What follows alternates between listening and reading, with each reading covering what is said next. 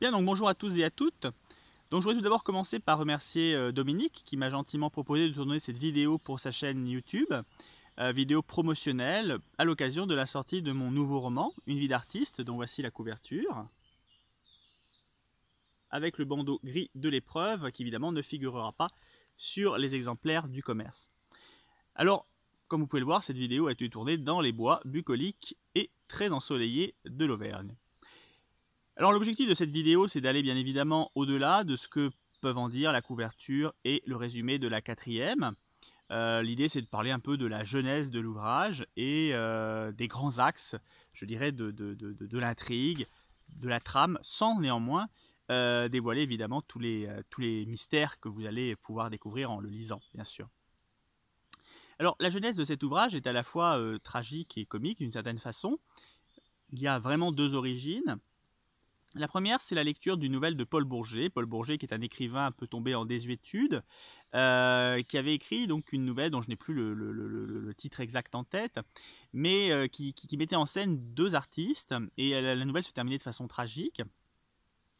Alors, j'ai évacué la dimension tragique parce que j'avais envie d'écrire un roman plus léger que mes précédents, plus positif, on va dire, mais j'ai conservé le contexte artistique qui me paraissait intéressant pour développer un roman. Donc, j'ai vraiment emprunté le contexte artistique, en tout cas le contexte artistique a vraiment émergé comme une idée en lisant cette nouvelle de Paul Bourget.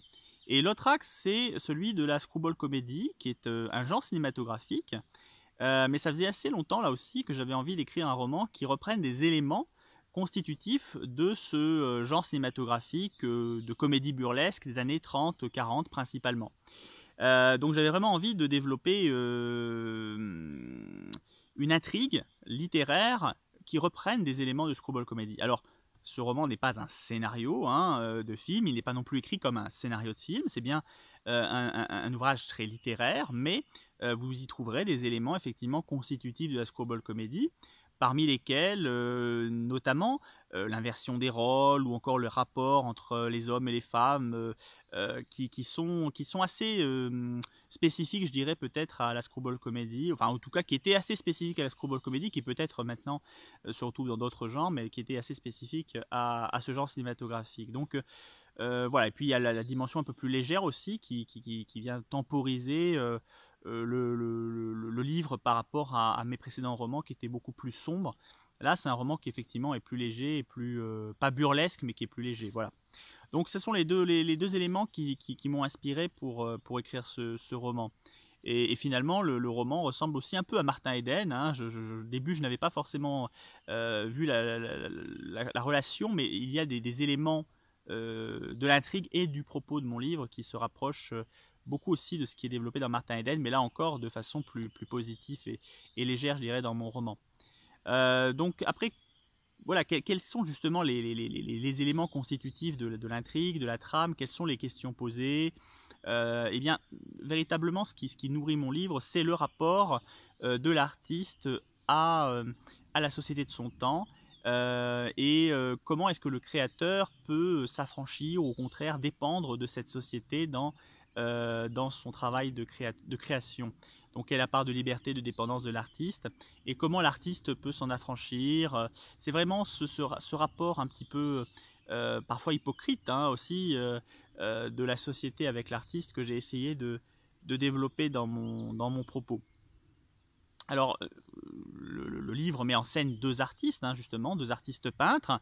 L'un d'entre eux est le narrateur, puisque c'est un roman qui est écrit à la première personne, donc c'est un procédé que je n'avais pas utilisé depuis Partir c'est mourir un peu, mais c'est un roman qui est écrit à la première personne, donc ce peintre narrateur est un peintre jadis à succès, qui est un petit peu tombé dans l'oubli et en désuétude, et il y a un autre personnage, donc qui est une artiste peintre, c'est une femme, qui elle monte à Paris donc pour commencer sa carrière artistique. Et donc l'un et l'autre vont de façon différente être confrontés à ce problème de ce rapport, je dirais, conflictuel avec la société de leur temps qui veut les mettre à une place à laquelle ils n'aspirent pas l'un et l'autre. Donc ils vont monter un stratagème pour évidemment contourner ce problème, stratagème qui va avoir des conséquences qu'ils n'attendaient pas nécessairement. Voilà en gros ce qui nourrit l'intrigue principale du roman. Je dirais que l'autre grand axe de mon livre, c'est une réflexion aussi sur le couple, puisque ce n'est pas un mystère particulièrement épais, mais les deux personnages principaux sont en couple. Et donc, il va y avoir évidemment aussi toute une réflexion sur le couple, puisque le roman couvre plusieurs années, hein, et donc forcément, il va y avoir une réflexion aussi sur le couple, sur les difficultés aussi, que notamment leur secret va pouvoir leur créer, hein, au sein de leur existence privée. Et puis, il y a une réflexion aussi également sur la maternité. Donc, c'est un roman qui aborde pas mal de sujets, qui peut être considéré un peu aussi comme un roman peut-être de mœurs, un roman social, mais encore une fois avec des guillemets, il ne s'agit pas d'une thèse ou d'un pensum, hein, c'est vraiment abordé de façon plutôt légère, mais pour ceux qui me connaissent un peu aussi, de façon très littéraire et de façon approfondie, je dirais. Voilà, c'est quand même, c'est pas survolé. Voilà, c'est aussi bien, c'est ce qu'on recherche aussi dans un livre, que ce soit évidemment creusé et approfondi. Donc ça, ce sont les grands axes. Et puis bien évidemment, bah, pour l'univers, ça sera le contexte. Alors le livre se déroule à Paris et en Normandie, un petit peu en Normandie, surtout à Paris, et bien évidemment dans le contexte du monde de l'art de l'époque. Donc c'est un roman documenté, encore une fois. Là aussi, ceux qui m'ont déjà lu connaissent un peu mon style. C'est un roman très documenté, mais pas non plus un roman pesant, c'est pas un roman historique pesant non plus, il n'y a pas des tas de dates et des tas de noms, mais je dirais que c'est un roman qui baigne évidemment dans le monde artistique de l'époque, dans le monde artistique de la Belle Époque, puisque le roman se déroule à la Belle Époque, et donc c'est aussi une exploration de l'univers des salons, et puis on peut y croiser aussi des personnages qui ont réellement existé, puisque si les protagonistes principaux sont des personnages de fiction, il y a tout un tas de personnages de non-fiction qui gravitent autour. Voilà. Donc, bah écoutez, je vous invite à découvrir ce roman qui sort courant juillet. Je ne peux pas encore annoncer une date précise, mais ce sera probablement autour du 10 ou du 15 juillet. Un roman qui participe également au prix des plumes francophones organisé par Amazon France.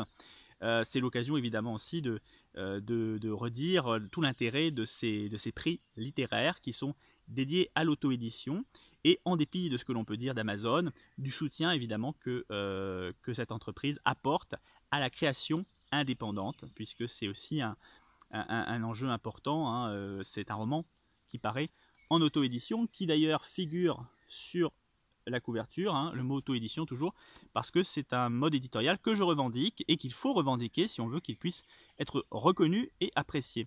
Voilà, et bien écoutez, je remercie encore Dominique pour m'avoir permis de tourner cette vidéo et je vous souhaite bonne lecture en espérant que ce roman soit effectivement une belle découverte pour vous et à bientôt. Voilà.